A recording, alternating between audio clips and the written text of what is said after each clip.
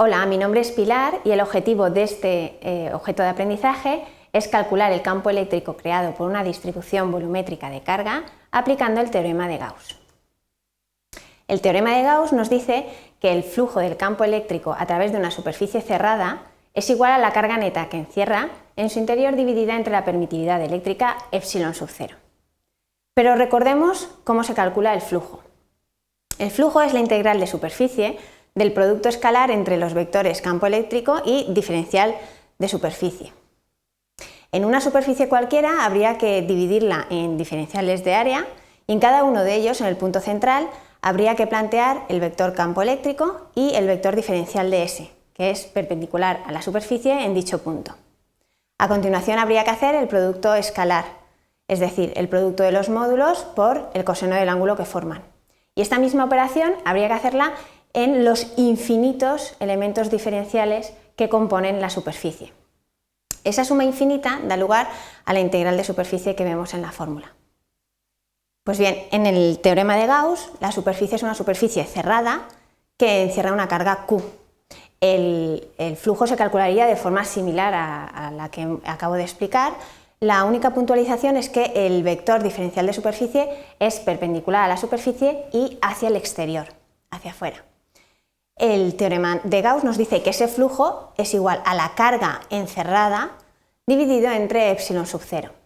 Este teorema se utiliza para calcular de forma más sencilla el módulo del campo eléctrico en distribuciones de carga con simetría, esférica, cilíndrica, plana. En este caso vamos a calcular el campo eléctrico creado por una distribución de carga volumétrica esférica de densidad ρ coulombios por metro cúbico, en un punto P situado a una distancia r minúscula del centro de la distribución. Los pasos a seguir son los siguientes. En primer lugar, nos tenemos que preguntar cómo es la estructura del campo eléctrico que buscamos, es decir, cómo son las líneas de campo. A continuación, elegiremos una superficie de Gauss adecuada, que va a ser una superficie equipotencial. Luego calcularemos el flujo del campo eléctrico a través de la superficie de Gauss elegida y veremos también qué carga encierra esta superficie. Y por último, aplicaremos el teorema de Gauss para despejar el módulo del campo eléctrico que buscamos. Pues bien, abordemos el primer paso, preguntarnos cómo es la estructura del campo eléctrico que queremos calcular. En este caso hay simetría esférica y las líneas de campo son radiales. El módulo del campo eléctrico va a depender de la distancia al centro de la distribución. A continuación vamos a elegir una superficie de Gauss. Hemos dicho que tiene que ser una superficie equipotencial. Recordemos que las superficies equipotenciales son aquellas a las que el campo eléctrico es perpendicular en todos sus puntos. En este caso, como el campo eléctrico es radial, las superficies equipotenciales son superficies esféricas concéntricas con la distribución. La superficie de Gauss, por tanto, una superficie cerrada, va a ser una superficie esférica de radio r minúscula que contenga al punto P donde quiero calcular el campo. A continuación ya vamos a calcular el flujo del campo eléctrico a través de esta superficie elegida y vamos a ver qué carga encierra. Vamos a distinguir dos casos, la zona exterior a la distribución y la zona interior. En la zona exterior elegimos un punto P, exterior a la distribución, donde quiero calcular el campo y trazo una superficie esférica que contenga ese punto, una superficie equipotencial. En todos los puntos de esa superficie esférica, el vector campo eléctrico y el vector diferencial de S observamos que son paralelos. Por lo tanto, el producto escalar entre el vector campo eléctrico y el vector diferencial de superficie va a ser el producto de los módulos. Además, en todos los puntos de la superficie esférica, el módulo del campo es el mismo, porque no olvidemos que el módulo del campo dependía de la distancia al centro de la distribución.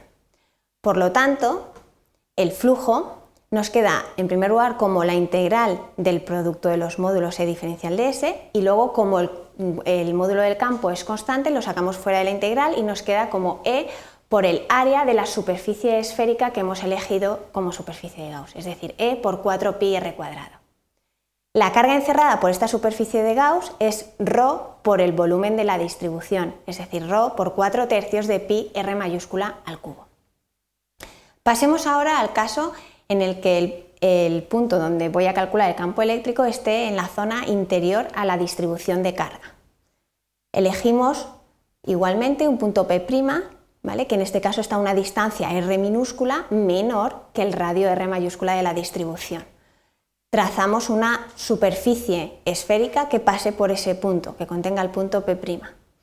En toda esta superficie esférica pasa lo mismo que en el caso anterior, que el vector campo eléctrico y el vector diferencial de S son paralelos y que el módulo del campo eléctrico es constante. Por lo tanto, aplicando estas condiciones vuelve a darnos que el flujo es E por 4πr². Lo que sí que es distinto es la carga encerrada por esta superficie de Gauss. En este caso, la carga encerrada es ρ por el volumen que encierra la superficie de Gauss elegida, la superficie esférica, que en este caso es ρ por 4/3 de pi r minúscula al cubo, no r mayúscula como antes. Pues bien, finalmente vamos a aplicar el teorema de Gauss. En la zona exterior, el flujo que acabamos de ver que da E por 4πr², nos dice el teorema de Gauss que es igual a la carga encerrada partido epsilon sub 0. Sustituimos la carga encerrada por ρ por 4/3 de pi r cubo y el campo eléctrico nos da esta expresión que aparece en pantalla. Le podemos añadir el carácter vectorial multiplicando el módulo por el vector unitario u sub r, que será un vector unitario en dirección radial. En la zona interior volvemos a hacer lo mismo, planteamos el flujo, nos daba E por 4πr², el teorema de Gauss nos dice que este flujo es igual a la carga encerrada partido epsilon sub 0, pero en este caso la carga encerrada es distinta, es ρ por 4/3 de pi r minúscula al cubo.